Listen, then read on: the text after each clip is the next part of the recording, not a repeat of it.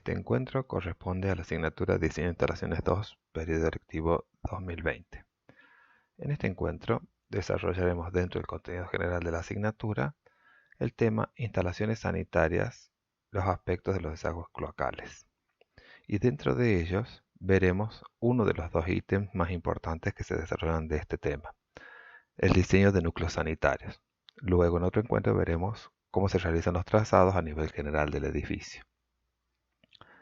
Respecto del diseño de núcleos sanitarios, hablaremos primero de la determinación de la cantidad de artefactos dependiendo de la función del edificio que se trate.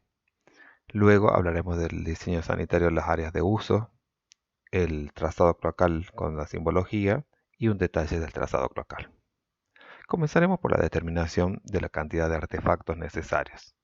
Nos detendremos particularmente en el caso en el que se trate de edificios de oficinas, es decir, o de edificios que necesiten sanitarios comunes, cuando uno tiene que determinar la cantidad de artefactos que se van a utilizar, puesto que en el caso de vivienda, uno generalmente ya conoce cuál sería la cantidad de artefactos a necesitar. Entonces, según las normas vigentes, de acuerdo a la superficie cubierta y según la función, veremos la cantidad de artefactos para mujeres, para hombres y los núcleos para personas con discapacidad motriz. Respecto a los artefactos para mujeres, contemplaremos inodoro, bidé, lavabos. Para hombres, estos mismos sumándole el mingitorio, y para las personas con discapacidad motriz, solamente inodoro y lavabo.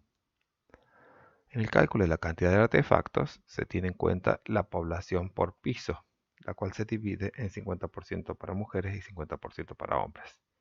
Suponiendo que tenemos, como el caso de oficinas que habíamos tratado en otros temas anteriores, 320 metros cuadrados, dividiremos en 8, que es el factor de ocupación de 8 metros cuadrados por persona para edificios de oficinas, de lo cual surgen 40 personas por piso, 20 mujeres, 20 hombres, según lo establecido y lo que habíamos determinado. Vemos acá, según el cálculo de sanitarios en el código de edificación, que hasta 20 personas, ¿sí?, tendremos un inodoro, 2 lavabos y un mingitorio para hombres, y un inodoro y 2 lavabos para mujeres.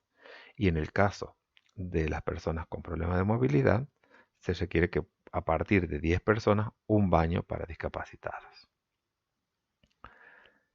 Pasemos ahora a ver cómo se distribuye o cuánto espacio ocupa el diseño sanitario que nosotros vamos a necesitar. En este sentido, vamos a hablar de espacio de uso, es decir, el espacio que contiene las dimensiones propias del artefacto sanitario más el que necesita a su alrededor para una utilización normal. Y entonces vamos a determinar estas dimensiones con letras mayúsculas para el volumen total de uso y con letras minúsculas para el artefacto para poderlos distinguir en altura, ancho y profundidad.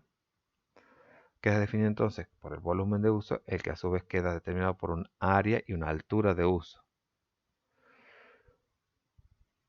Ahora bien, es probable que en el diseño sanitario de edificios de vivienda, por ejemplo, contemplemos la superposición de esos espacios de uso, es decir, que el espacio de uso de un lavabo, por ejemplo, se superponga en alguna medida con el espacio de uso de un inodoro o un receptáculo para ducha con un bidé o inodoro, o bien una bañera con su área de uso con un bidé o inodoro.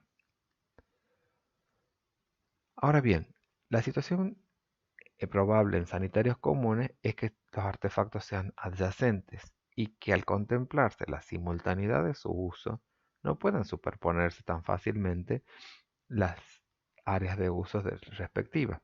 Entonces, dos mingitorios, por ejemplo, deben limitar allí donde el área de uso termina, debe comenzar la próxima área de uso, o dos lavabos, o dos receptáculos para ducha, o la combinación, por ejemplo, mingitorio con lavabo, puesto que puede darse obviamente la situación, siendo un sanitario común, que se estén usando en simultáneo. Ahora bien, vamos a ver el caso que teníamos de un edificio de oficinas y donde había en cada piso sanitarios para un sexo, sanitarios para el otro y un sanitario para personas con problemas de movilidad. En todos ellos deberemos determinar el área de uso que cada uno de esos sanitarios involucraría, de tal manera de poder disponer en la arquitectura también el espacio suficiente para un correcto empleo de los mismos. En el caso de áreas de usos especiales, cuando se trata de sanitarios que deben contemplar, que serán sanitarios comunes, pero que dentro de sí mismos contemplen la superficie destinada a usos especiales, tenemos que tener en cuenta lo mismo que tuvimos en cuenta en aquel tema de ascensores, que el giro de una silla de ruedas ocupa aproximadamente 1,50 m de diámetro. Y por lo tanto, esa superficie debe estar disponible para el uso de los sanitarios comunes, como en el interior del espacio destinado al uso del inodoro, por ejemplo. Ahora bien, hablando de la superposición y llevándolo al caso particular, sobre todo de los edificios de vivienda o los sanitarios de un hotel, por ejemplo, que sean los sanitarios de la habitación de un hotel, vamos a decir que vamos a determinar cuáles son los que no tienen posibilidad de uso simultáneo y cuáles sí tienen esa posibilidad. Entonces, si se trata de artefactos que no presentan la posibilidad de uso simultáneo, las áreas de uso pueden superponerse entre sí, atendiendo a que ninguna de ellas puede ser invadida por el otro artefacto. Así se pueden eliminar estas siguientes situaciones. Entonces, si no presentan la posibilidad de uso simultáneo, se pueden superponer entre sí, atendiendo a que ninguna de ellas puede ser invadida por el otro artefacto. Entonces, yo puedo superponer, por ejemplo, ¿sí?, el espacio entre el inodoro o bidet y un lavabo, y entonces el límite del área de uso del lavabo puede llegar a tocar el borde del artefacto inodoro contiguo a ella. Esto, en el contexto del diseño de un baño, es muy importante, puesto que suma o resta espacios disponibles dentro del espacio destinado al sanitario en sí mismo. Otras superposiciones, por ejemplo, si el inodoro es adyacente al bidet, el máximo de superposición posible de sus áreas de uso es tal que el área de uso de cualquiera de ellos, ¿sí?, toque el borde físico del otro artefacto. En el similar caso, el máximo de superposición posible de las áreas de uso es tal que dijimos que el área de uso roce al próximo sanitario. Entonces, si acá tenemos un bidet o un inodoro enfrentado a un lavabo, este área de uso puede tocar el límite del próximo artefacto. Ahora, si la posibilidad de uso es simultáneo, es decir, si se trata de artefactos que presentan la posibilidad de un uso simultáneo, las áreas de uso no pueden superponerse entre sí, atendiendo a que ninguna de ellas puede ser invadida por el usuario del otro artefacto. Y entonces las situaciones son las siguientes. Por ejemplo, si tenemos dimensiones probables de las áreas de uso de un inodoro 0,80 de ancho por 1,20 de profundidad, o del bidet también 0,80 de ancho por 1,155 de profundidad, entonces veremos también en el caso de mingitorios 0,80 de ancho por 0,90 en la profundidad y 1,14 en el lavabo de ancho por 1 metro de profundidad. En el caso de la bañera tendremos 1,40 m de ancho en el uso, que involucra la bañera en sí misma y luego el espacio al que yo tengo que poder salir para secarme, por ejemplo, y luego 1,10 m por lo menos, independientemente del tamaño que tenga la bañera. ¿Cómo saber qué dimensiones adoptar para las áreas de uso? Lo más importante sería tener en cuenta qué tipo de artefactos se van a utilizar y por lo tanto lo más conveniente es consultar algunos de los catálogos probables que uno vaya a utilizar según el sanitario a que vaya a decidir usar. Puesto que Dependiendo de la marca y dependiendo de las líneas que cada marca fabrica, tendremos diferencias. A veces, en la profundidad sobre todo, o en el ancho, encontraremos diferencias. Si es que, por ejemplo, contemplan la posibilidad del uso de mochila o de depósito embutido. Las alturas no suelen ser un problema, la altura del artefacto, porque son alturas más o menos estandarizadas, pero sí lo son el ancho y la profundidad. Fíjense en este caso, dos modelos de una misma línea, de una misma marca, que tienen anchos diferentes y profundidades diferentes. Ahora bien, ¿cómo hacemos el diseño del trazado cloacal cuando estamos hablando del núcleo sanitario que nos ocupa? Vamos a tomar este mismo edificio, un corte con el trazado general, y pasaremos a ver cómo se desarrolla. Si ustedes recuerdan, teníamos dos oficinas en estas plantas, una en el frente y una en la parte de atrás, y un núcleo sanitario común que involucraba dos baños, uno para cada sexo, es decir, este era el de hombres porque tiene el mingitorio, el inodoro y un lavabo. Y este es el de mujeres porque tiene dos inodoros y un lavabo. Este es el destinado a personas con problemas de movilidad que ven que tiene la superficie más generosa en su interior, tiene un inodoro y un lavabo. Entonces, el trazado, decimos nosotros siempre, comienza por determinar hacia dónde desaguarán los primarios, es decir, las conexiones de mayor diámetro, que son, en este caso, de 110 milímetros y que involucran principalmente al inodoro.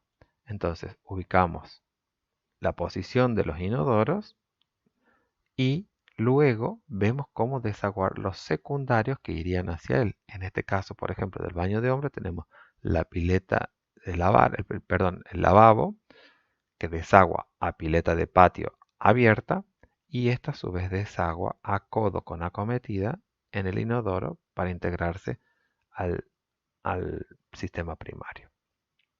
En el caso del mingitorio tenemos una pileta de patio tapada, entonces todo esto es primario, el sifón estará acá y luego desaguará hasta el conducto. En todos los otros casos podemos ver el mismo desarrollo. Si observamos acá, veremos también que estamos aprovechando que este conducto en el cual se encuentran en espejo los inodoros desaguan los dos inodoros a una misma bajada.